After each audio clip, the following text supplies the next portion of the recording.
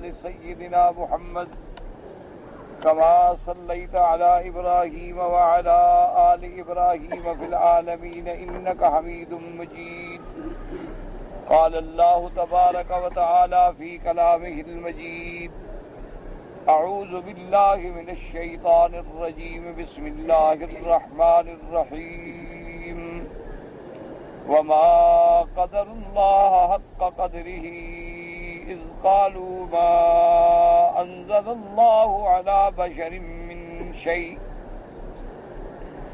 قل من أنزل الكتاب الذي جاء به موسى نورا وهدى للناس تجعلونه قراطيس تبدونها وتخفون كثيرا وعلمتم ما لم تعلموا أنتم ولا آباؤكم قل الله ثم ذرهم في خوضهم يلعبون. وهذا كتاب أنزلناه مبارك مصدق الذي بين يديه ولتنذر أم القرى ومن حولها والذين يؤمنون بالآخرة يؤمنون به وهم على صلاتهم يحافظون. قال المؤلف والمفسر رحمه الله تعالى: يقول الله تبارك وتعالى: وما عظموا الله حق تعظيمه إذ كذبوا رسله إليهم. اللہ تبارک و تعالیٰ نے قرآن میں ارشاد فرمایا: وما قدر اللہ حق قدرہ. اب مفسر رحمت اللہ علیہ نے فرمایا کہ اس کا معنی یہ ہے کہ وما عظم اللہ حق تعظیمہ، کہ جو اللہ کا مقام عظمت تھا اس کا حق عظمت انہوں نے ادا نہیں کیا. کیونکہ اصولی بات یہ ہوتی ہے کہ اگر دنیا میں مثلا کوئی ملک کوئی بادشاہ اپنا سفیر بھیجتا ہے تو اس سفیر کا اگر احترام نہ کیا جائے تو معنی یہ ہے کہ اس بھیجنے والے کا احترام نہیں کیا جائے. تو اگر ان کے دلوں میں اللہ کی عظمت ہوتی، ان کے دلوں میں جیسا کہ یہ دعویٰ کرتے ہیں کہ ہم خدا کو مانتے ہیں، مشرکین مکہ بھی تو یہ کہتے تھے نا کہ ہمارا خدا پر ایمان ہے، ہم تو خدا کو مانتے ہیں. اسی لیے تو انہوں نے اللہ کا گھر بنایا نا، ورنہ اللہ کے کعبے کو بنانے کی کیا ضرورت ہے اگر خدا کو نہ مانے. اور اسی لیے باقاعدہ کعبۃ اللہ کا طواف بھی کرتے تھے اور حج کے لیے بھی جاتے، لبیک اللہم لبیک لبیک لا شریک لک لبیک الا شریکا تملکہ آگے شروع کر دیتے. تو اللہ تبارک و تعالی نے فرمایا کہ میرے محبوب صلی اللہ علیہ وسلم وما قدر اللہ حق قدرہ وما عظم اللہ حق تعظیمہ، کہ انہوں نے اپنے مالک کی، اپنے خالق کی، اپنے رب کی عزت و عظمت کا صحیح ادراک نہیں کیا. اگر ان کے دلوں میں خدا کی عظمت ہوتی تو اللہ کے بھیجے ہوئے رسول کی تکذیب کرتے. جن کو میں نے خاتم الانبیاء بنایا، خاتم الرسل بنایا، تو اگر اللہ کی عظمت دل میں ہوتی تو اللہ کے بھیجے ہوئے پیغمبر کی عظمت دل میں ہوتی، اس کا ایمان لاتے، اس کی تکذیب نہ. اچھا چلو فرض محال، خدا نہ کرے ایمان نہ لائے، جی ہمیں سمجھ نہیں آ رہا مسئلہ، تو تکذیب تو نہ کرتے، جھٹلاتے تو نہ. حضور پاک کو صلی اللہ علیہ وسلم سرکار مدینہ کو آپ پر الزام لگاتے کہ کبھی ساحر ہیں، کبھی جادوگر ہیں، کبھی شاعر ہیں، کبھی کاہن ہیں. کیا یہی اللہ کی عظمت ہے کہ اس کے بھیجے ہوئے رسول کی عزت و عظمت یہی کر رہے ہیں؟ تو جب تم نے میرے بھیجے ہوئے رسول کی عظمت کا خیال نہیں کیا تو گویا تم نے اللہ کا حق کے تعظیم بھی ادا نہیں کیا. کیونکہ رسول کی اطاعت اللہ کی اطاعت ہے، اور رسول پاک صلی اللہ علیہ وسلم کی فرما برداری اللہ کی فرما برداری ہے، اور حضور پاک سے محبت کرنا گویا اللہ سے محبت کرنا ہے. تو تم نے کیا حق ادا کیا ہے؟ اللہ کی تعظیم یہی ہے کہ اس کے بھیجے ہوئے رسول کی تکذیب کر دو. قال ابن عباس و مجاہد و عبداللہ ابن کثیر نزلت فی قریش، کہ کہ یہ آیت مبارک جو ہے وہ فرماتی ہیں کہ قریش کے بارے میں نازل ہوئی جو حضور صلی اللہ علیہ وسلم کی تکذیب کرتے تھے، لیکن یاد رکھو کہ آیت چاہے نازل ہو ایک بارے میں، لیکن اس کا حکم جو ہے وہ عام ہوتا ہے قیامت تک کے لیے۔ ایک بات کو ہمیشہ یاد رکھیں کہ العبرۃ بعموم اللفظ لا بخصوص السبب، عبرت جو ہے وہ الفاظ کے عموم سے ہوتی ہے۔ یہ نہیں ہوتا کہ جی یہ تو قریش کے لیے نازل ہوئی تھی۔ یہی وہ وجہ ہے اللہ پاک ہم سب پہ اپنی رحمتیں نازل فرمائیں۔ آج کل جو بعض لوگ میرے بھائی دوست صحیح مسئلہ نہیں سمجھتے نا، وہ بھی اسی دھوکے میں ہیں۔ بعض اوقات وہ قرآن پڑھتے ہیں نا، تفسیر پڑھتے ہیں کہ جی یہ آیت تو قریشیوں کے بارے میں نازل ہوئی تھی اور جو بس لہذا ہم تو فارغ ہو گئے۔ یہ بات نہیں ہوئی۔ معنی یہ ہوتا ہے کہ اللہ تبارک و تعالیٰ نے فرمایا کہ آیات تو نازل ہوئی چونکہ اس وقت تکذیب کرنے والے قریش تھے۔ اب قیامت تک جو بھی میرے مدنی سرکار کی تکذیب کرے یا ایمان نہ لے آئے اس نے بھی اللہ کا حق ادا نہیں کیا۔ حکم جو ہے وہ قیامت تک کے لیے عام ہوتا ہے، کیونکہ آخر واقعہ تو ایک بنے گا، اس کے بارے میں ایک حکم نازل ہوگا، لیکن وہ حکم جو ہے مثلا زنا کے بارے میں ایک حکم جاری ہو گیا تو اب قیامت تک وہ حکم نافذ ہے۔ چور کی سزا کے بارے میں ایک حکم اب چوری تو اس زمانے میں ہوئی تو کوئی ایک بندے نے کی، دو نے کی، تین نے کی، لیکن حکم جو نازل ہوا تو وہ قیامت تک نازل۔ وقیل نزلت فی طائفۃ من الیہود وقیل فی فنحاس رجل منہم وقیل فی مالک ابن الصف۔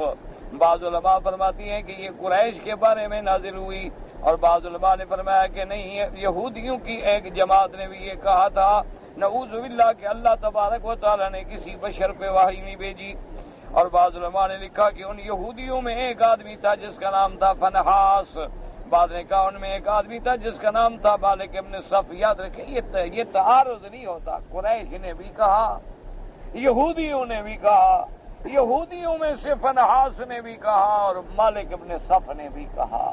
اصل میں یہ سارے اقوال کیوں نقل کرتے ہیں مفسرین کہ بھی ایک صحابی نے ذکر کیا، ابھی فنحاس نے یہ بات کی تھی، پھر یہ آیت نازل ہوئی۔ دوسرے صحابی نے سنا کہ نہیں مالک ابن صف نے یہ انکار کیا تھا کہ اللہ نے کسی انسان پہ وحی اتاری ہی نہیں، تو یہ آیت نازل ہوئی۔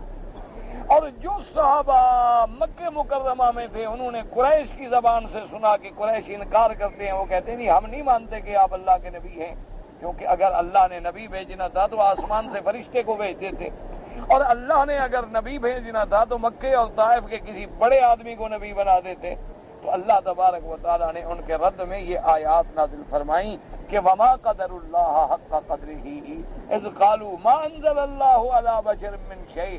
جو لوگ یہ کہتے ہیں کہ اللہ نے کسی بشر پہ وحی نہیں اتاری، انہوں نے اللہ کو پہچانا ہی نہیں، اللہ تبارک و تعالیٰ کی تعظیم ہی نہیں کی، اللہ کا حق کی ادا نہیں کیا۔ وقالوا ما انزل اللہ علی بشر من شیء۔ اب مفسر فرماتے ہیں والاول والثانی ان الآیۃ مکیۃ والیہود لا ینکرون انزال الکتب من السماء وقریش والعرب قاطبۃ كانوا ينكرون ارسال محمد صلی اللہ علیہ وسلم لأنه من البشر۔ اب مفسر رحمۃ اللہ علیہ فرماتے ہیں کہ پہلا قول جو ہے وہ زیادہ صحیح ہے کہ یہ آیت قریش کے رد میں نازل ہوئی، کیونکہ سب سے پہلی بات تو یہ ہے کہ یہ آیت مکی ہے، یہ آیت نازل ہوئی ہے ہجرت سے پہلے، تو اس وقت تو کوئی یہود ادھر نہیں تھے مکہ مکرمہ میں۔ اور دوسری بات یہ ہے کہ یہودی جو ہے وہ تو خود اہل کتاب ہیں، وہ تو خود موسیٰ علیہ السلام کو مانتے ہیں، وہ تو خود نزول وحی کے قائل ہیں، وہ ایسی بات کیسے کر سکتی ہیں؟ اصل بات یہ ہے کہ یہ مکے کے جتنے مشرک تھے، قریش تھے یا سارے اس وقت کے قبائل عرب تھے، وہ یہ انکار کرتے تھے اذ قالوا ما انزل اللہ علی بشر من شیء۔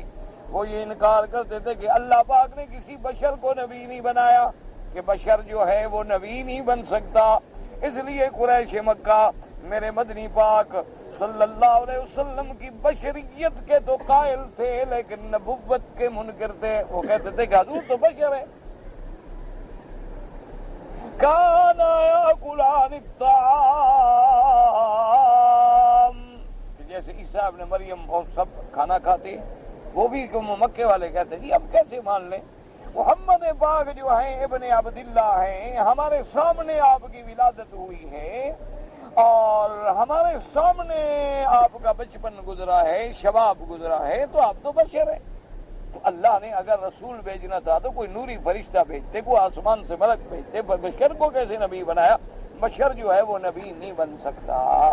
یعنی اس بات کو سمجھیں، اللہ تبارک و تعالی ہر مسلمان کو صحیح عقیدہ نصیب فرمائے، اللہ تبارک و تعالی ہر کلمے پڑھنے والے کو گمراہی سے بچائے۔ آج بھی ہمارا جاہل جو ہے وہ یہی عقیدہ رکھتا ہے۔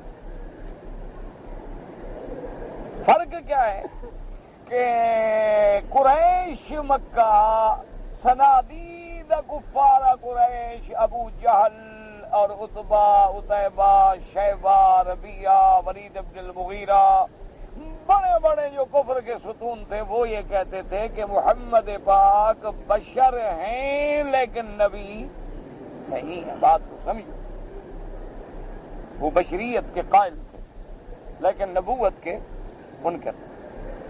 اور آج بھی اللہ معاف کرے ایک جاہل کا یہ عقیدہ ہوتا ہے کہ محمد پاک جو ہیں وہ نبی ہیں، رسول ہیں لیکن بشر نہیں۔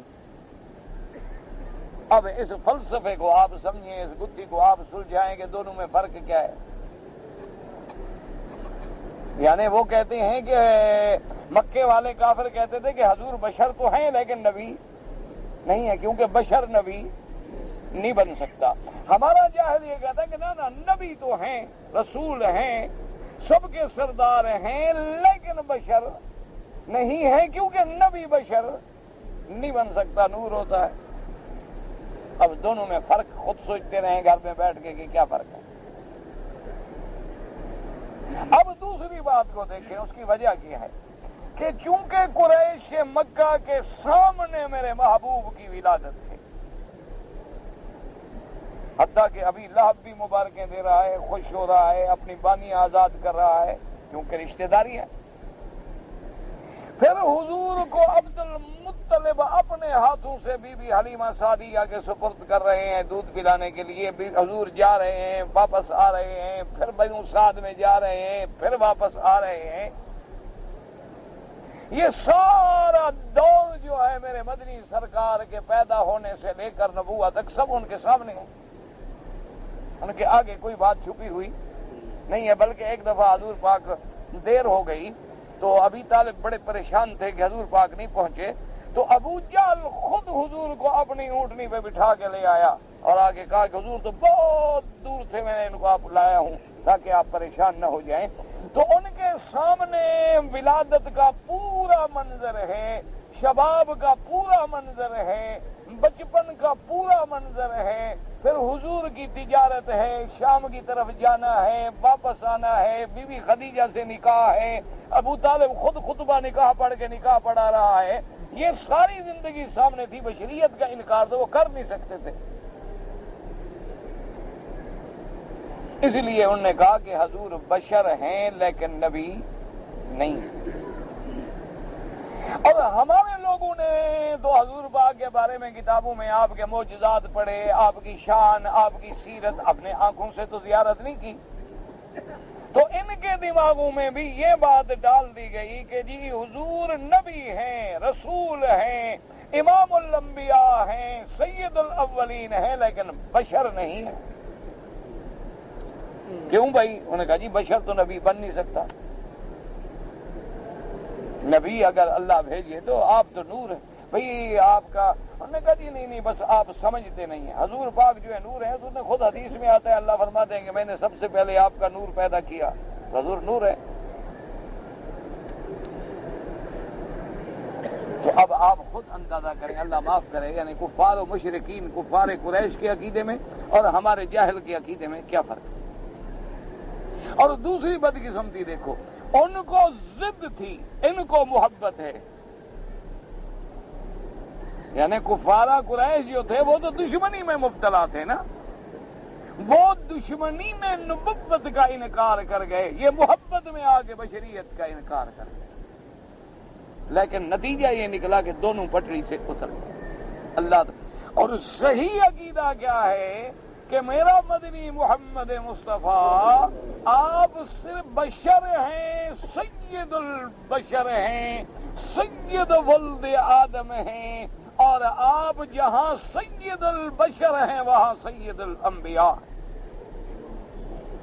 یہ ہے عقیدہ، یہ ہے نجات کہ میرے مدنی کی بشریت کا بھی قائل ہو اور نبوت کا بھی قائل ہو۔ اگر ان دو میں سے کسی ایک جز کا انکار کرے گا تو آدمی مسلمان نہیں رہے گا، یعنی بشریت کا انکار کرے گا تب بھی مسلمان نہیں رہے گا، چونکہ نصوص قطعیہ ہیں، قرآن ہے کھلا، اور اگر نبوت کا انکار کرے گا تب بھی مسلمان نہیں رہے گا۔ مسلمان کب بنے گا کہ حضور کو محمد ابن عبداللہ بھی مانے، محمد ابن عبد المطلب بھی مانے، حسنین کا نانا بھی تسلیم کریں، حضور کو سیدہ خدیجہ عائشہ کا شوہر بھی تسلیم کرے، ولد آدم بھی تسلیم کرے، اور امام الانبیاء بھی تسلیم، تب جا کے ایمان بنے گا، ورنہ ایمان جو ہے وہ خطرے میں پڑ جائے گا۔ باقی یہ کہنا کہ جی اچھا اگر بشر بھی ہیں لیکن ادب کا تقاضا یہ ہے کہ بھئی ہم کیوں کہیں کہ بشر ہیں، ایک اور مسئلہ ہے۔ بعض یہ کہتے ہیں جی بشر تو ہیں، وہ کہتے ہیں دیکھو نا جی یہ تو ٹھیک ہے کہ کعبہ شریف جو ہے پتھر کا ہے، لیکن ہم کیوں کہیں کہ پتھر کا ہے؟ کہتے ہیں جی ادب کا تقاضا یہ ہے کہ بس ہم کہیں کعبہ شریف ہے، لہذا اگر آپ بشر ہیں بھی نا جی تو پھر یہ ہے کہ ہم کہتے نہیں۔ بھائی کیوں؟ انہوں نے کہا دیکھو جی بشر کہنے سے تو پھر توہین ہے کہ ہم بھی بشر اور نبی بھی بشر، یہ تو توہین ہے، گستاخی ہے، بے ادبی ہے، پھر تو نعوذ باللہ ہم بھی بشر اور نبی بھی بشر ہو گئے، لہذا بھائی ٹھیک ہے بشر ہوں، ٹھیک ہے اللہ کہے لیکن ہم نہیں کہتے۔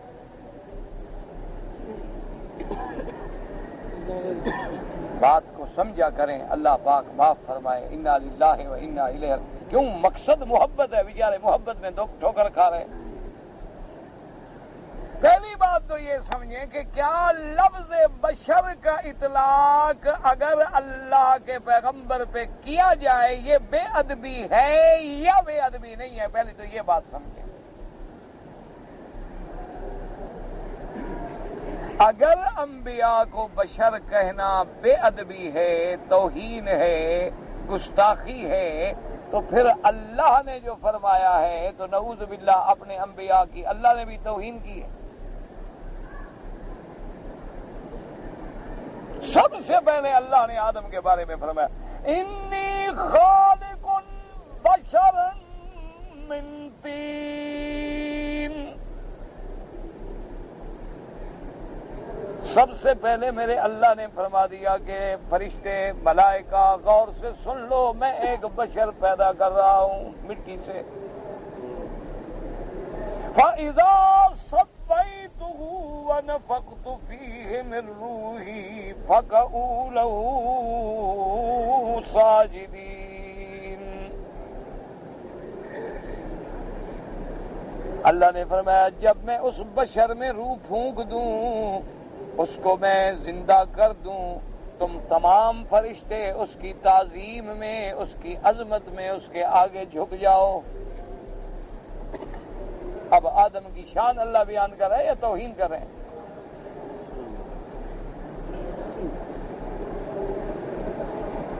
تو اب لفظ بشر، اور حضور نے فرمایا کہ اللہ نے مجھے حکم دیا قرآن میں کہ میرا محبوب اعلان کر دو قل انما انا بشر مثلکم یوحی الی،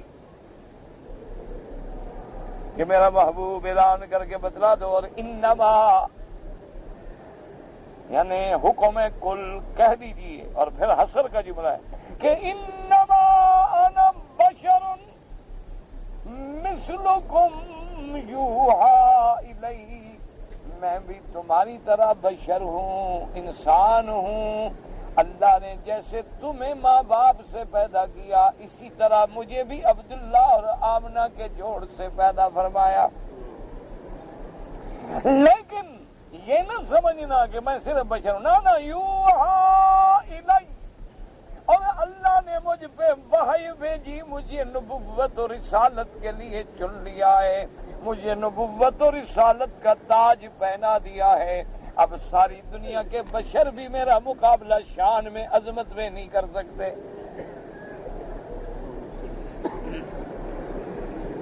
اور اسی طرح جب مکے والوں نے مطالبہ کیا کہ محبوب محمد مدنی صلی اللہ علیہ وسلم آپ ہمیں یہ معجزہ دکھائیں، مکے میں نہریں جاری ہو جائیں، باغ لگ جائیں، کھیتیاں لگ جائیں، انگور لگ جائیں، سارا مکہ آباد ہو جائے تو پھر ہم ایمان لائیں گے۔ اللہ نے فرمایا میرا محبوب ان کو بتلا دو کہ بدبختو، مجھ سے جو مطالبے کرتے ہو کہ یہ معجزہ دکھاؤ، یہ دکھاؤ، میرے ہاتھ میں تو نہیں ہے۔ قل سبحان ربی هل كنت الا بشرا رسولا، آپ کہتے ہیں کہ پاک ہے میرے رب کی ذات، وہ چاہے تو معجزہ دے دے، وہ نہ چاہے تو معجزہ نہ دے دے، میں تو ایک بشر ہوں، اللہ کا رسول ہوں، اللہ کا پیغام پہنچانے آیا ہوں، میں تمہیں معجزے دکھانے کے لیے نہیں، وہ تو میرے مالک کے حکم سے ظاہر ہوتے ہیں۔ وہاں بھی فرمایا اللہ بشر رسول، کتنی کھلی سی بات۔ اور سارے مسلمان ماشاءاللہ سارا قرآن پڑھیں نہ پڑھیں، یاسین ضرور پڑھتے ہیں، اور عقیدہ بھی ماشاءاللہ ایسا رکھا ہوا ہے کہ یاسین ہے مردوں کے لیے، ماشاءاللہ جس کو جلدی مارنا ہو کہتے ہیں یاسین پڑھو، یہ بھی مسلمان کا عقیدہ ہے ماشاءاللہ، سبحان اللہ۔ حالانکہ یاسین یاد رکھو اللہ کے قرآن کا دل ہے، سورت یاسین تو ایسی چیز ہے کہ سب سے بڑی مشکل جو ہے سکرات الموت، مسئلہ سمجھا کریں، وہ سب سے بڑا مشکل وقت ہے جب فرشتے پہ نظر پڑتی ہے۔ بعض آثار میں آتا ہے کہ جیسے 70,000 تلوار سے حملہ کیا جائے، صرف دیکھنے سے۔ اللہ ایمان والوں کو تو ڈر نہیں آتا نا، ان کو تو اللہ پھر خوشیاں دیتے ہیں۔ اب اگر سورت یاسین اس مشکل مصیبت، عظیم مصیبت سے بھی نجات کا ذریعہ ہے تو پھر چھوٹی موٹی مصیبتیں کیا حیثیت رکھتی ہیں؟ یہ مانا ہے کہ سورت یاسین جو ہے اگر سکرات کے وقت بھی پڑھو تو بھی اتنا مشکل آسان ہو جاتی ہے، تو باقی مشکلیں تو پھر کچھ بھی نہیں نا،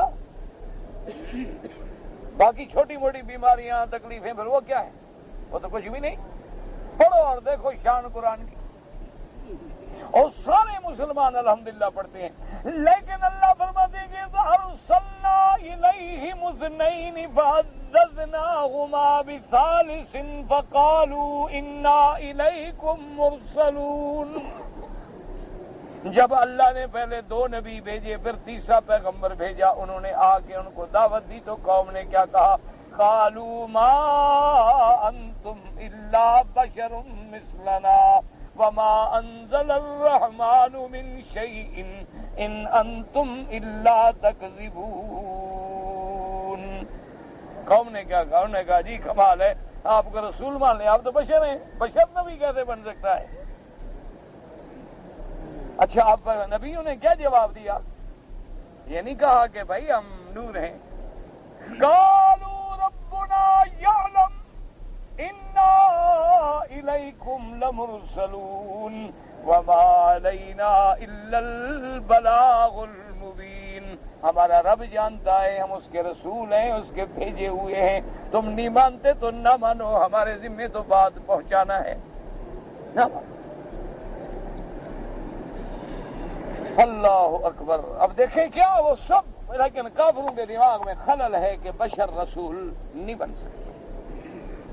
اب آگے سنیں خود فرمان محمد مصطفیٰ صلی اللہ علیہ وسلم۔ میرے محبوب نے فرمایا کہ لوگوں خیال رکھا کرو، کبھی میرے پاس مدعی مدعا لے جھگڑا لے کے آ جاتے ہیں، کوئی زیادہ فصیح بلیغ ہوتا ہے بولنے والا، حالانکہ جھوٹا ہے، لیکن باتوں میں وہ اپنی بات کو سچا کر دکھاتا ہے، اور کبھی ایسی بات ہے کہ میں بھول بھی جاتا ہوں اور اس کے بعد فرمایا کیا فرمایا؟ انما انا بشر انسا کما تنسونا، میں بھی تو بشر ہوں، انسان ہوں، بھول جاتا ہوں، وَأَغْضَبُ كَمَا تَغْضَبُونَ، کبھی مجھے بھی غصہ آتا ہے جیسے تمہیں غصہ آتا ہے، میں بھی تو بشر ہوں۔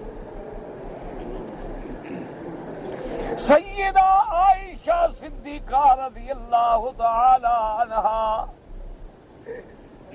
اب ایمان سے کہیں کہ ساری زندگی ساری دنیا میں اللہ نے جو عظمت بی بی عائشہ کو دی ہے وہ کسی کو نہیں ملی، حالانکہ شان بی بی خدیجہ کا بلند ہے، وہ پہلی مسلمہ ہے، لیکن بی بی خدیجہ کے لیے قرآن میں ایک آیت بھی نہیں ہے، اور بی بی عائشہ کی وہ شان ہے جس کے لیے پورے قرآن میں ایک رکوع نازل ہوا ہے۔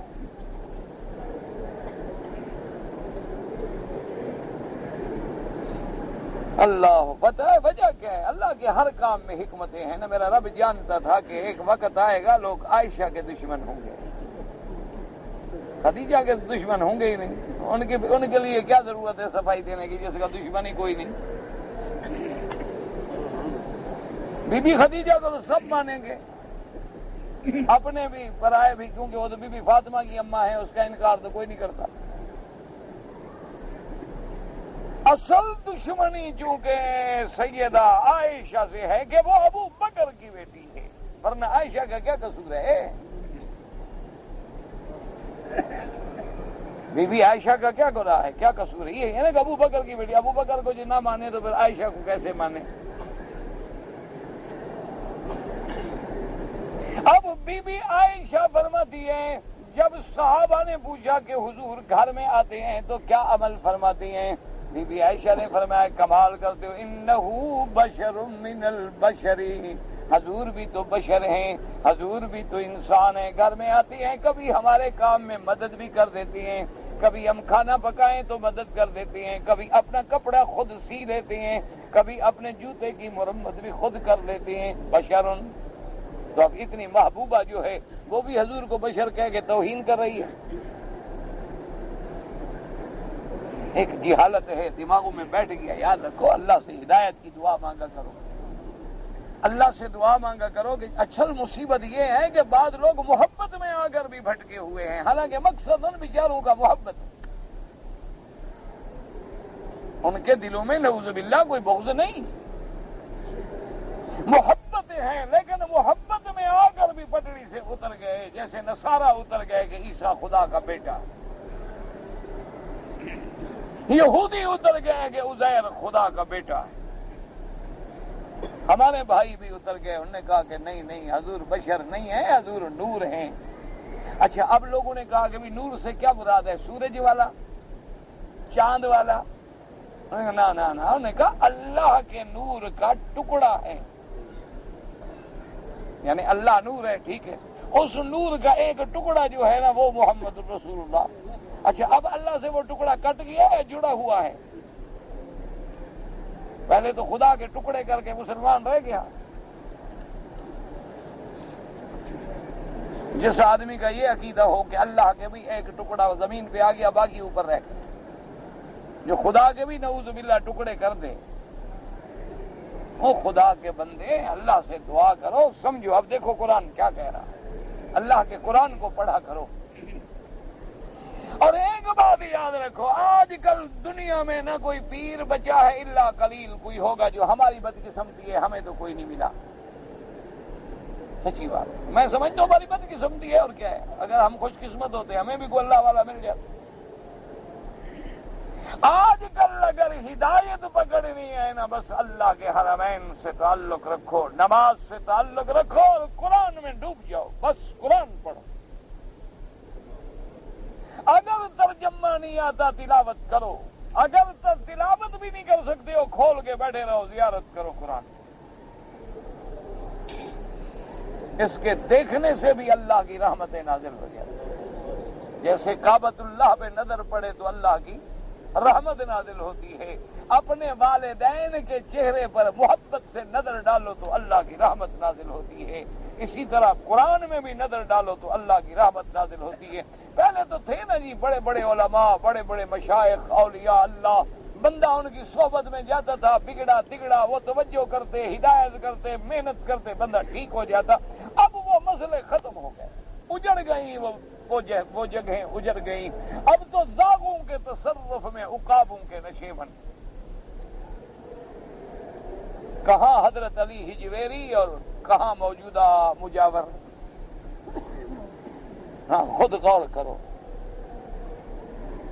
کہاں محبوب سبحانی اور کہاں حضرت فرید الدین اور کہاں حضرت نظام الدین اور کہاں حضرت سری سکتگی اور کہاں حضرت حسن بصری اور کہاں وہ لوگ جو آج بیٹھے ہوئے ہیں۔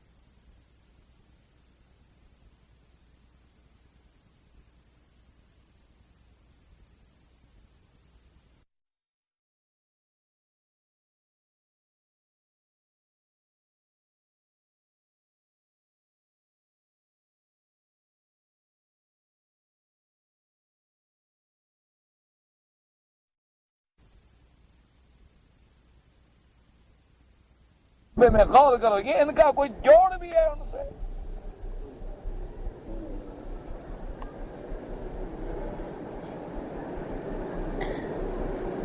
کہاں وہ لوگ تھے؟ کہاں حضرت جلال الدین بخاری رحمت اللہ علیہ؟ وہ لوگ تو باتیں بھی کنایات و اشارات میں کرتے تھے کہ کسی کے دل پہ چوٹ نہ لگے۔ ان کے طریقے جو تھے کسی کو ہدایت لینے کے، سمجھانے کے، عجیب۔ کہتے ہیں کہ حضرت محبوب سبحانی جب گئے اچ شریف میں، اچ کی تاریخ میں یہ واقعہ ہے، تو حضرت جلال الدین بخاری رحمت اللہ علیہ چونکہ پہلے اچ شریف میں موجود تھے، تو انہوں نے اپنا خلیفہ بھیجا، خادم بھیجا کہ حضرت سے اجازت لو، اگر حضرت اجازت دیں تو میں بھی اس شہر میں رہ جاؤں، اللہ والوں کا شہر ہے، میں بھی ادھر ڈیرا لگا لوں۔ تو حضرت نے جواب بھی دیا، سلام بھی بھیجا اور ایک پیالہ مٹی کا دودھ کا بھر کے حضرت کو بھجوا دیا۔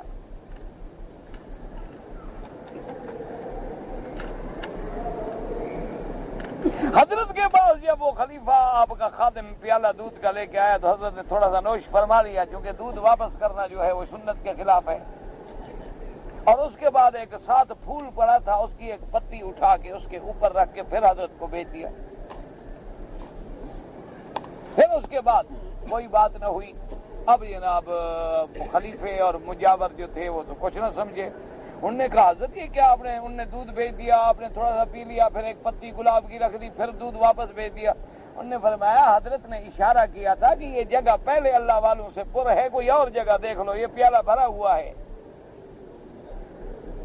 تو میں نے بھی حضرت سے گزارش کی کہ میرا دل لگ گیا ہے کہ جیسے یہ پھول کی پتی نے اس کے اوپر اپنا ڈیرا بنا لیا ہے نا، میں بھی جگہ بنا لوں گا اگر آپ اجازت دے دیں۔ وہ تو باتیں بھی اشارات و کنایات میں ہوتی تھی کہ کسی کا دل نہ دکھ جائے۔ اور آج ایمان سے کہیں، آج اسی جگہ کو جا کے دیکھیں کون قابض ہیں، جن کو نماز ہی نصیب نہیں۔ نماز میرے خیال میں بھول کر بھی نہیں پڑی ہوگی کبھی، میرے دوست ہیں، میرے علاقے کے ہیں، بھول کے بھی نماز نہیں پڑی ہوگی کبھی کہ بھول کے پڑھ لیں۔ کچھ ان کی اولادوں میں ایک دو آدمی ہیں جو کبھی کبھی نماز پڑھ لیتے ہیں قوم پر احسان کرنے کے لیے کہ جی ماشاءاللہ میں اللہ کا فضل ہے عید پڑھتا ہوں، ہے مرشد۔ اور جب مرشد سال میں ایک نماز پڑھے گا تو مرید 5 پڑھے گا، اس کا دماغ خراب ہو گیا، مرید کا پاگل ہو گیا مرید۔ جب وہ دیکھے گا کہ میرا مرشد ماشاءاللہ کتے لڑاتا ہے، بھنگ پیتا ہے، چرس پیتا ہے، ماشاءاللہ سب نشئی ملنگ موجود ہیں، دروازے پہ ہر وقت کھڑے ہوئے ہیں، قوالی شریف ہوتی ہے، حجرہ ہوتا ہے، مجرہ ہوتا ہے، گانے والیاں آتی ہیں، میرے مرشد پہ پیسے اوپر جناب سینکڑوں نوٹ پھیر پھیر کے ان طوائف کو دیے جاتے ہیں، تو مرید قرآن پڑھے گا۔ بس خدا کی شان ہے کہ اولیاء اللہ کے مراکز سے اور جاہلوں کے پاس آتے، اللہ کی شان ہے۔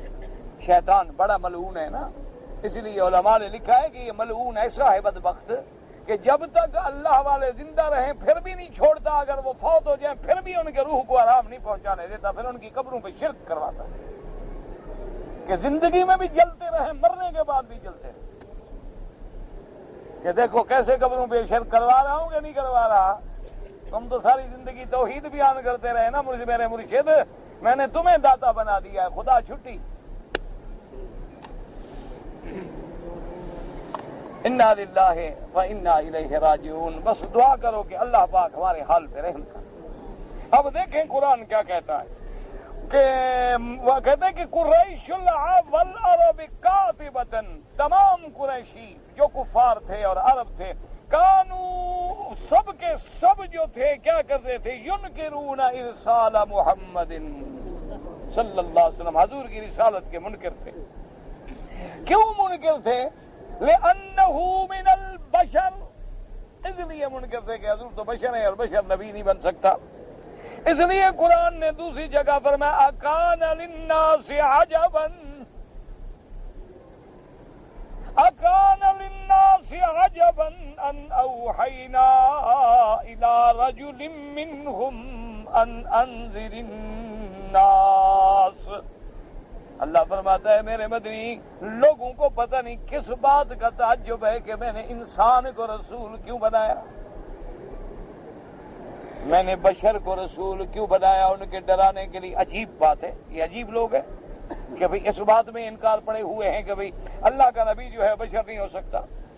اور جیسے دوسری جگہ فرماتے ہیں وما منع الناس ان یؤمنوا اذ جاءهم الہدی الا ان قالوا ابعث اللہ بشرا رسولا قل لو كان في الأرض ملائكة يمشون مطمئنين لنزلنا عليهم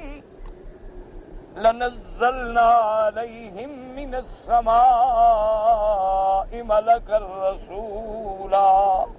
اللہ فرماتے ہیں ان لوگوں کو جب ہدایت آئی، قرآن آیا، ان لوگوں کو کس بات نے منع کیا ایمان لانے سے؟ صرف اس بات نے، اذ قالوا ابعث اللہ بشرا رسولا، یہ کہتے ہم کیسے مان لیں قرآن، کیسے مان لیں رسالت و نبوت، کیا اللہ پاک نے ایک بشر کو رسول بنا دیا؟ بشر کیسے نبی بن گیا؟ اللہ نے فرمایا کہ آپ ان کو جواب دیں، قل لو کان فی الارض ملائکۃ یمشون مطمئنین لنزلنا علیہم من السماء ملکا رسولا، کہ ظالموں اگر دنیا میں زمین میں میں نے فرشتوں کو آباد کیا ہوتا، نوری مخلوق آباد کی ہوتی، ان کو ہدایت دینے کے لیے بھی میں پھر آسمان سے فرشتے کو رسول بنا کے بھیجتا۔ میں نے جب دنیا میں اولاد آدم کو آباد کیا ہے تو رسول بھی تو ان کی جنس سے بھیجوں گا۔ بات کو سمجھیں۔ اور دوسرے مقام پہ قرآن کہتا ہے، قرآن شریف کہتا ہے میرا مدنی اصل میں ان کے مقدر میں ہدایت نہیں، ان کے دلوں پہ موریں لگ گئی ہیں۔ کیوں؟ اگر بفرض محال ان کے عقیدے کے مطابق ہم جبریل کو رسول بنا کے بھیجیں تو کیا وہ اپنی اصلی شکل میں آئے گا یا کسی انسان کے بھیس میں آئے گا؟ اگر فرشتے کو میں اپنی اصل شکل میں بھیجوں تو ان کو تو دیکھنے کی بھی طاقت نہیں، یہ تو دیکھ بھی نہیں سکتے، یہ تو دیکھتے ہوئے مر جائیں گے، تو ہدایت کیسے پکڑیں گے؟ فرشتے کو دیکھنا جو ہے اصلی شکل میں بندہ تو دیکھ ہی نہیں سکتا۔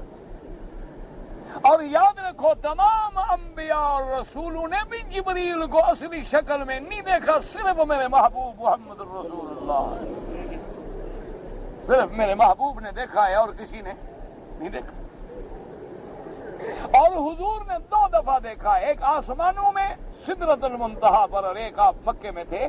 اور جب حضور نے دیکھا ہے تو پتہ ہے کیا ہوا کہ میرے محبوب نے خود کہا جبریل سے کہ مجھے اپنی اصلی شکل دکھاؤ، تو جبریل نے کہا کہ ٹھیک ہے۔ تو جب جبریل اپنی اصلی شکل میں ظاہر ہوئے، اغمی علی رسول اللہ، میرے مدنی بے ہوش ہو گئے۔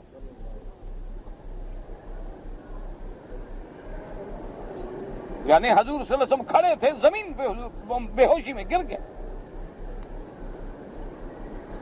جبریل نے جلدی جلدی اپنی شکل بدلی اور جلدی جلدی اترا اور آواز دی کہ حضور آپ کیوں پریشان ہو رہے ہیں؟ انت رسول اللہ وانا جبرائیل، آپ اللہ کے رسول ہیں، میں تو جبریل ہوں۔ اسی کو قرآن نے سورۃ النجم میں کہا ہے نا، ثم دنا فتدلی فکان قاب قوسین او ادنا۔ تو اب حضور صلی اللہ علیہ وسلم فرماتے ہیں کہ جب جبریل نے اپنے پر کھولے وَلَهُ 600 جناح، اس کے 600 پر ہیں، قد سد الافق، یہ آسمان و زمین کے درمیان جو خالی جگہ نہیں افق ہے، حضور نے فرمایا سب کا سب بھر گیا۔ اور پھر حضور نے پوچھا جبرائیل کہ بھائی تمہارے اتنے پر ہیں، اور بھی کوئی اللہ کا فرشتہ ہے جس کے پر تم سے بھی زیادہ ہوں؟ تو جبریل نے عرض کیا حضور میرے تو 600 پر ہیں، اللہ کے فرشتوں کے تو 5-5 ہزار پر بھی ہیں، میرے تو صرف 600 ہیں۔ تو اگر اللہ فرشتوں کو نوری مخلوق کو مہربانی کر کے نبی بنا کے بھیج دیتے، اگر وہ اپنی اصلی شکل میں آتے تو تم دیکھ نہیں سکتے۔ اچھا اگر وہ جناب انسان کی شکل میں آتے تو تمہارا تو جھگڑا پھر وہی رہتا نا کہ اوپر سے لباس بشریت کا ہے، اندر سے نور ہے، تمہارا تو جھگڑا وہی رہ جاتا نا ایمان والا، تمہارا مسئلہ تو پھر بھی حل نہ ہوتا۔ اور میں نے ایک دفعہ پہلے بھی شاید عرض کیا تھا کہ ایک دفعہ میں ایک ملک میں ایک یونیورسٹی میں طلبہ کو خطاب تھا، تو ایک ہندو لڑکے نے ایک چٹ لکھ کے بھیجا کہ اللہ پاک نے نبی مکہ شریف میں کیوں بھیجا، ہمارے ملک ہندوستان میں کیوں نہیں بھیجا؟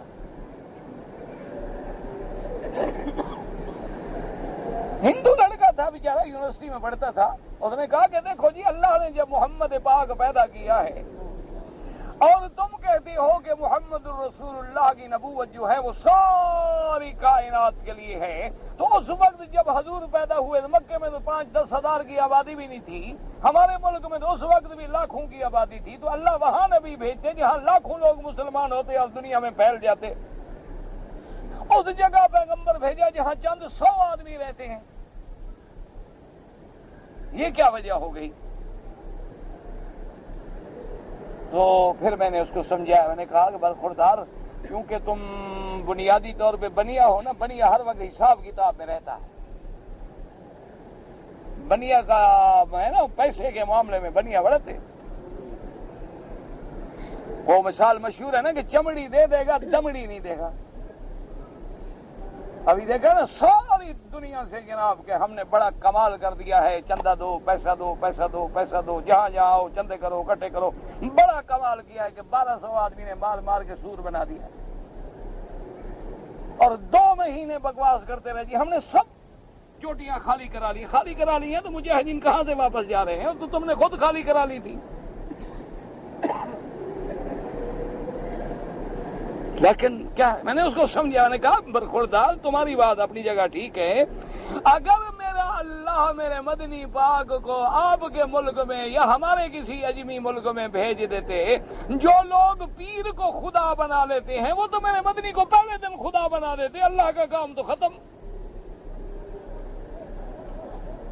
جو لوگ گائے کو خدا بنا لیں، جمنا کی موجوں کو پوتر مان لیں، جو لوگ سانپ کے آگے سجدے میں گر جائیں، سانپ کھڑا ہو کہتے ہیں دیوتا آ گیا، اور ان کے سامنے اگر میرے محبوب آتے محمد رسول اللہ، جن کے بارے میں بی بی عائشہ کہتی ہے کہ مصر کی عورتوں نے جمال یوسف دیکھا تھا، انگلیوں پہ چھریاں چلا بیٹھی، اگر میرے محبوب کا جمال دیکھتی تو دلوں پہ چھریاں پھیر دیتی۔ تو جب ایسا نبی کمال والا آتا سامنے تو وہ تو کہتے جی آپ خود خدا ہیں، تو اللہ میاں کا کام تو ختم۔ اللہ نے وہاں بھیجا ہے محمد الرسول اللہ کو، جنہوں نے مانا ہے تو صدیق بن گئے اور نہیں مانا تو ابو جہل بن گئے، درمیان میں کچی وکی بات نہیں رکھی، آدھا تیتر آدھے بٹیر والا مسئلہ نہیں کہ چلو بھی شام کو گانا بھی سن لیا، اللہ اب شیطان بھی راضی ہو جائے، صبح نماز کے بعد جی قرآن کی منزل میں ضرور پڑھتا ہوں ماشاءاللہ، ہاں اللہ بھی راضی کر رہا ہے، شیطان کے ساتھ بھی پکی دوستی۔ یہ نہیں ہو تو کھڑے لوگ تھے کہ ماننے پہ آئے صدیق و عمر عثمان و علی بن گئے، اور انکار کرنے پہ آئے تو پھر جناب ابھی جہل ابھی لہب عتبہ بن گئے کہ سامنے نبی نبی کے کھڑے ہیں اور گستاخی کر رہے ہیں، اللہ کے نبی کے سامنے کھڑے ہو کر بھی نہیں مان رہے ہیں۔ سامنے چاند 2 ٹکڑے ہو گیا، حضور نے فرمایا فشہدوا، اب تو گواہ ہو جاؤ، دیکھ لو، کہنے لگے ہاں یہ بھی جادو ہے۔ او بدبختو، جادو زمین پہ چلتا ہے کہ اوپر بھی چلا گیا؟ پھر کہنے لگے اچھا ایسا کرتے ہیں کہ باہر سے جب لوگ آئیں گے نا، ان سے پوچھیں گے کہ چاند 2 ٹکڑے ہوا کہ نہیں ہوا، پتہ نہیں حضور نے ہماری آنکھوں پہ کچھ پھونک دیا ہو، ہمیں ایسے چاند 2 ٹکڑے نظر آ رہا ہو۔ اب جو باہر سے قبیلے والا بستی والا ہے اسے پوچھے، انہوں نے کہا جی ہاں چاند تو 2 ٹکڑے ہوا۔ کہنے لگے یار اتنا بڑا جادو ہے، باقی چاند پر بھی چلا گیا۔ تو اللہ ایسی جگہ نبی بھیجتے ہیں کہ جہاں بالکل کھری قومیں ہوں، مانیں گے تو مانیں گے، انکار کریں گے تو انکار کریں گے۔ اور اس لیے اگر ہمارے جیسے ڈھیلے علاقوں میں کوئی مسئلہ پیدا ہو جاتا، ہم نے تو پیروں کو بھی خدا بنا رکھا ہے کہ ظاہر وچ ہے پیر فریدن، باطن وچ ہے اللہ، تو پھر تو کام ہو گیا تھا۔ اس لیے اللہ تبارک و تعالی نے وضاحت فرما دی کہ عجیب لوگ ہیں یہ کہ کیوں نہیں مانتے۔ کہتے ہیں کہ جی نور کیوں نہیں اترا؟ اللہ کے بندے زمین میں اگر نوری مخلوق ہوتی تو میں نوری فرشتے بھیج دیتا، اللہ کے آگے کیا مشکل ہے؟ قُل لَّوْ كَانَ فِي الْأَرْضِ مَلَائِكَةٌ يَمْشُونَ مُطْمَئِنِّينَ لَنَزَّلْنَا عَلَيْهِم مِّنَ السَّمَاءِ مَلَكًا رَّسُولًا۔ تو اب اپنے عقیدے کو صحیح کر لیں کہ میرا مدنی ساری مخلوق میں سب سے افضل سید ولد آدم، آپ بشر ہیں لیکن سید البشر ہیں، اور آپ نبی ہیں، صرف نبی نہیں بلکہ انبیاء کی بھی نبی ہیں، خاتم الانبیاء ہیں، خاتم المرسلین ہیں، قائد غر المحجلین ہیں، اور شان تو یہی ہے کہ آمنہ کا لال ہو اور پھر سدرۃ المنتہا پہ پہنچے۔ اس لیے ہر بات کو سمجھنے کی کوشش کیا کریں، اللہ کا قرآن پڑھا کریں۔ اس لیے اللہ پاک نے فرمایا یہاں ان کے رد میں وما قدر اللہ حق قدرہ اذ قالوا ما انزل اللہ علی بشر من شیء، انہوں نے اللہ کا حق عظمت ادا نہیں کیا، یہ کہتی ہیں کہ اللہ نے کسی بشر پہ کوئی وحی نہیں اتاری۔ اللہ نے فرمایا جواب میں قل من انزل الکتاب الذی جاء بہ موسیٰ نورا وہدی للناس، اے قل یا محمد صلی اللہ علیہ وسلم لہؤلاء المنکرین انزال الشیء من الکتب من عند اللہ بجواب صرفهم الآن بإثبات قضیة جزئیة موجبة من انزل الكتاب الذي جاء به موسى وهو التوراة الذي قد علمتم وكل أحد أن الله قد انزل على موسى ابن عمران نورا وهدى للناس اے استضاء بها في كشف المشكلات ويهتدي بها من ظلم الشبهات۔ اللہ نے فرمایا کہ آپ ان کو پوچھیں کہ پھر تورات کس نے اتاری ہے موسیٰ علیہ السلام پہ؟ تم سب جانتے ہو کہ اللہ نے موسیٰ علیہ السلام پہ تورات اتاری، اور وہ تورات کیا ہے؟ نورا وہدی للناس۔ تورات کیا ہے؟ نور۔ نور کا کیا معنی؟ لیستضاء بها، تاکہ اس تورات کی روشنی میں جو مشکلات ہیں وہ حل ہو جائیں، اور جو لوگ شبہات کے اندھیرے میں پڑے ہوئے ہیں وہ نکل آئیں۔ یہ معنی نہیں ہوتا کہ تورات نور ہے تو اندھیرے میں بھی آپ پڑھ لیں گے، اللہ کا قرآن نور ہے تو آپ کو بتی جلانے کی ضرورت نہیں ہے۔ معنی یہ ہے کہ نور کا کیا معنی؟ جیسے روشنی ہو گئی، ہر چیز واضح ہو گئی، جب ہم قرآن پڑھیں گے تو سب مشکلیں حل ہو جائیں گی، ہر مسئلے کا علم آ جائے گا، ہم ظلمات کے اندھیروں سے نکل کر اللہ تبارک و تعالیٰ کے نور ایمان کی طرف آ جائیں گے۔ اللہ پاک نے ان آیات مبارکہ میں اپنی اس بات عظمت اور اس بات رسالت محمد مصطفیٰ صلی اللہ علیہ وعلی آلہ واصحابہ وسلم تسلیما کثیرا کثیرا فرمایا ہے۔ اسلام میں تعمیری طور پر شعر و شاعری جو ہے وہ جائز ہے یا حرام ہے؟ میری بات ایک یاد رکھیں کہ یہ تو قرآن شریف میں بڑا واضح مسئلہ ہے، پوچھنے کی پریشان ہونے کی ضرورت ہے۔ فرمایا والشعراء یتبعهم الغاوون الا الذین آمنوا وعملوا الصالحات وذکروا اللہ کثیرا۔ اللہ تبارک و تعالی نے فرما دیا ہے کہ شعراء جو ہوتے ہیں شاعر، کیونکہ وہ جھوٹے تخیلات کے پیچھے بھاگتے رہتے ہیں، کبھی اپنے محبوب کو چاند بنا دیں گے اور بگڑ جائیں تو مٹی سے بھی نیچے گرا دیں گے، تو یہ ان کے تخیلات ہوتے ہیں. ہاں مگر وہ شاعر جو مومن ہیں، اعمال صالحہ کرتے ہیں، تو ایسے شاعر جو اللہ کی توحید پہ بات کریں، ایسے شاعر جو میرے مدنی کی رسالت و عظمت بیان کریں، وہ تو بالکل ٹھیک ہے. حضور کے شاعر نہیں تھے حضرت حسان؟ حضور خود کھڑا ہو فرماتے تھے کہ حسان جواب. اسی لیے جب بنو تمیم کا ایک وفد آیا نا جی، تو کہنے لگے کہ نحنو نتفاخر. بدو عرب لوگوں کا قاعدہ ہوتا تھا کہ مقابلہ کرتے نا کہ میرا قبیلہ بڑا، وہ کہتا نہیں میرا قبیلہ بڑا. وہ کہتا میرے قبیلے میں فلاں سردار پیدا ہوا اس لیے میرا قبیلہ بڑا. وہ کہتا نہیں ہمارے قبیلے میں فلاں سخی پیدا ہوا اس لیے میرا قبیلہ بڑا. اس کو کہتے تھے تفاخر. اب حضور کے پاس آ گئے جی ہم آپ کے ساتھ مقابلہ کرتے ہیں. حضور پاک نے بھی اجازت دے دی، مسجد میں بلا لیا، بیٹھ گئے، صحابہ بھی بیٹھ گئے، بنو تمیم کا وفد بھی بیٹھ گئے.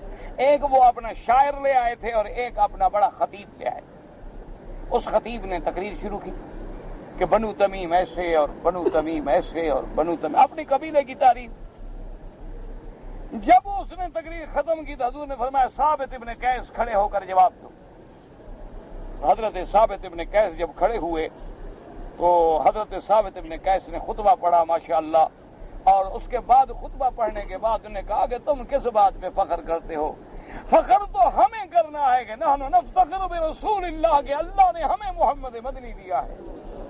کوئی ہے تمہارے پاس کوئی مقابلے پہ پیش کرو ہمارے محمد مصطفیٰ کے؟ نفتخر بالاسلام، ہم اسلام سے ایسی تقریر کی کہ بنو تمیم کہنے لگے کہ محمد پاک خطیبکم خیر من خطیبنا، آپ کا خطیب اچھا ہے ہمارے خطیب سے، ہمارا خطیب اچھی بات نہیں کر سکا.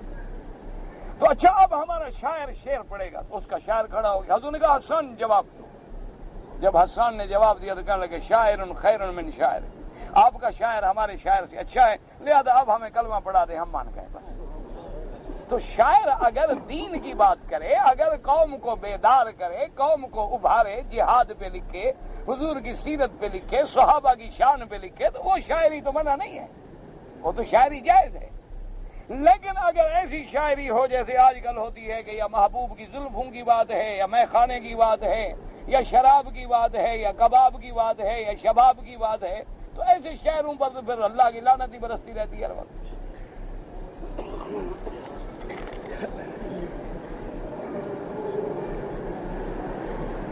ایک آدمی نے کسی کو تعویذ دیا تھا، وہ تعویذ گلے میں تھا، عمرہ کر دیا. عمرہ تو ہو جائے گا لیکن تعویذ گلے میں لٹکاؤ تو اللہ اسی کے حوالے کر دیتا ہے. اللہ کہتے ہیں تم جانو تمہارا تعویذ جانے، میں تمہارا کام نہیں کرتا. وکل الیہ، حدیث میں آتا ہے کہ اسی کے سپرد ہو جاتا ہے، بس اسی چکر میں پڑے رہو. اور یاد رکھو کام سب کے ہوتے ہیں. دیکھو نا بچے یہودی کے گھر میں پیدا نہیں ہوتے، نصرانی کے گھر میں، ہندو کے گھر میں، بلکہ ہمارے ایک استاد تھے وہ کہتے تھے سب سے زیادہ بچے تو کتی کے پیدا ہوتے ہیں. وہ ایک دفعہ میں 7 بچے دے دیتی ہے، 6 بچے دے دیتی ہے، تو وہ کہاں سے لے آتی ہے؟ یاد رکھو اولاد سب کو ملے گی، دکھ سکھ سب کو ملے گا، بارشیں قحط سب دنیا میں آئے گی، لیکن ایمان ہے تو اس کا رشتہ اللہ سے جڑتا ہے. وہ کہتا ہے جو کچھ ہے میرے مالک کی. اگر کافر ہے تو اسباب میں پھٹک جاتا ہے کہ جی ہاں اس دفعہ جو سپرے کی نا وہ خراب، اس دفعہ جناب وہ بارش آ گئی نا تو اس لیے نہیں ہو. آخر بارش کس نے کی تھی؟ اولاد ہو تو بندہ کہتا ہے جی اللہ نے مجھے اولاد دی ہے، اور اگر کافر ہے وہ کہتا ہے نہیں جی اس میں اللہ کا کیا تعلق ہے، محنت تو ہم کرتے رہے تو اللہ نے کہاں سے دی. تو بھئی تم کو کس نے پیدا کیا تھا؟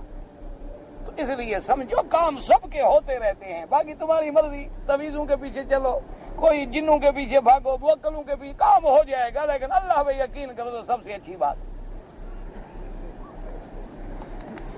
یہ 11ویں شریف جو ہے اس کا بھی کتابوں میں ثبوت ہے. جو کرتے ہوں ان سے پوچھو میرا کیا گناہ ہے. میں تو 11ویں جائز ہی نہیں سمجھتا، مجھے کیا پتا کون سی کتاب میں، قرآن حدیث میں تو ہے نہیں، صحابہ کے زمانے میں نہیں ہے. یہ آخر 11ویں دیکھو نا، ایک سیدھی سی بات ہے. 11ویں ہے پیر عبد الپیران پیر کی. تو کب پیدا ہوئے پیران پیر؟ تو حضور کے زمانے کے 1200 سال بعد جو بات کھڑی جائے وہ بھی دین ہوتا ہے.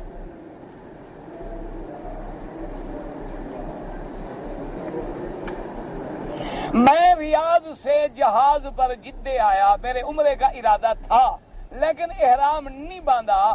اب دوبارہ میقات سے احرام باندھ گیا ہوں. اگر تم طائف چلے جاؤ، میقات طائف ہے، قریب ہے، ریاض جانے سے تو یہ قریب ہے نا، یہ 60-70 میل ہے سارا، یا جوفا چلے جاؤ وہ بھی قریب ہے، عمرہ کر لو تو پھر تو دم نہیں دینا پڑے گا، ورنہ اگر تم جدے سے یا مسجد عائشہ سے احرام باندھ کے عمرہ کر لو پھر ایک بکری دم بھی دینی پڑے گی۔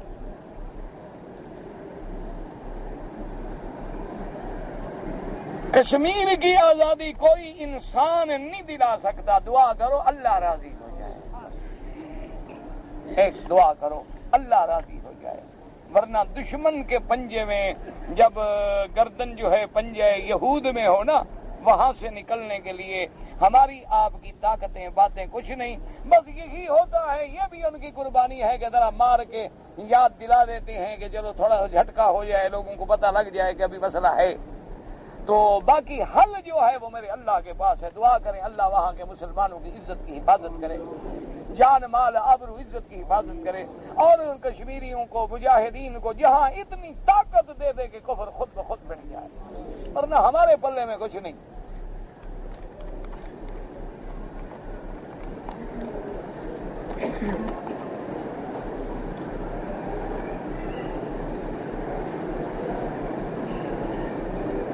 میں نے شادی کی تھی، اچانک 2 ماہ کے بعد میں سعودی عرب آ گیا، میری بیوی جو ہے خاندان کو ایک کیمرے میں بند کر دیا، بتائیں کیسے بند کر دیا مجھے نہیں پتا، کمرے میں، اچھا کمرے میں بند کر دیا، بند کر کے ہلاک کر دیا، مجھے پتہ نہیں کیا لکھا ہے، تم نے پڑھا ہی نہیں جاتا۔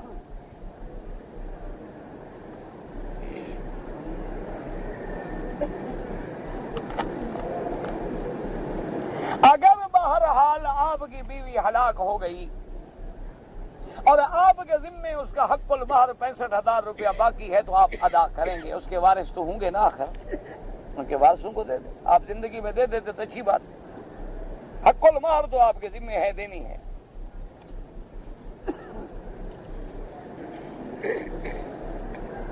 میری شادی ہوئی، 50,000 روپے حق المہر مقرر ہوا، 12,000 روپے میں نے دے دیا، 38,000 روپے مجھے میری بیوی نے معاف کر دیا۔ اگر بیوی حق المہر معاف کر دے خوشی کے ساتھ تو جائز ہے، لیکن ایک بات یاد رکھو، وہ معاف نہیں کرتی، اس کو پتا ہے کہ مانگوں گی تو طلاق دے دے گا، تم اس کو دے دو، وہ پھر تمہیں واپس دے دے، پھر سمجھو کہ معاف کر دیا، پہلے دو تو صحیح نا، نہ اگر وہ معاف نہ کرے تو کیا کرے، وہ تو مجبور ہے، اب کہیں گے جی ہو جی باقی بچ گیا میں نہیں دے سکتا، معاف کرتی ہو؟ ہاں جی کرتی، یہ کوئی معافی نہیں، ادا کرو۔ یار تم اپنی بیوی کا بھی حق کھا جاتے ہو تو کسی اور کو کیا دو گے؟ جو بندہ اپنی بیوی جو اس کی شریک حیات ہے، اس کے بچوں کی ماں بنے گی، اس کے گھر میں کھانا پکانا رہنا سب کچھ کرنا، اس کا بھی بندہ حق المہر کھا جائے تو ایسا بے ایمان بھی کوئی ہوگا دنیا میں؟ اور جنہوں نے نہیں دیا مہربانی کر کے جلدی ادا کرو، خاص طور پہ مولوی کسی نے بھی نہیں دیا ہوگا، کیونکہ مولوی کو مرد ہے لینے کی دیکھا، اور جلدی ادا کرو، قیامت میں ایسا نہ ہو کہ بیوی کے حق المہر میں ہم جوتے کھاتے رہیں۔ اچھا جی، زین العابدین کی شادی ہوئی، پتہ نہیں کیا لکھا ہے آپ نے، یہ تو بابا تاریخ کے قصے آپ پڑھیں، یہ میرا کوئی قرآن حدیث سے ان کا تعلق نہیں، آپ تاریخ لے لیں پڑھتے رہیں۔ اگر خانہ کعبہ میں نماز پڑھیں، اکیلے بھی پڑھو تو 1 لاکھ کا ثواب ملے گا، جماعت سے پڑھو گے تو انشاءاللہ اللہ اور زیادہ دیں گے۔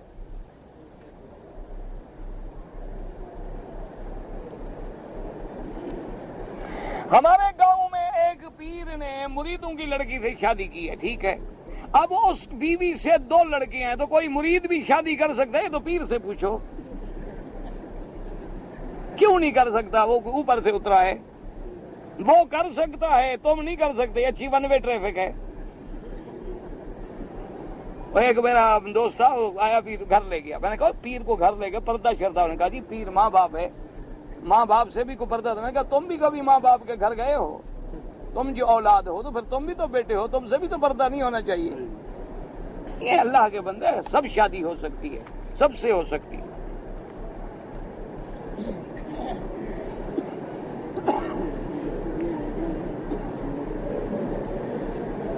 میرا باپ گاؤں سے 10 کلومیٹر دور کھیتی باڑی کرتا ہے اور میری ماں کو کہتا ہے کہ وہاں کھانا پہنچاؤ. میری ماں بوڑھی ہے تو اس کو کوئی نوکر رکھ کے دے دو, کھانا پہنچا دیا کرے, وہاں کی خدمت کرو, خدمت کرو, خدمت کرو, خدمت کرو, خدمت کرو, خدمت کرو, خدمت کرو, خدمت کرو, خدمت کرو, خدمت کرو, خدمت کرو, خدمت کرو, خدمت کرو,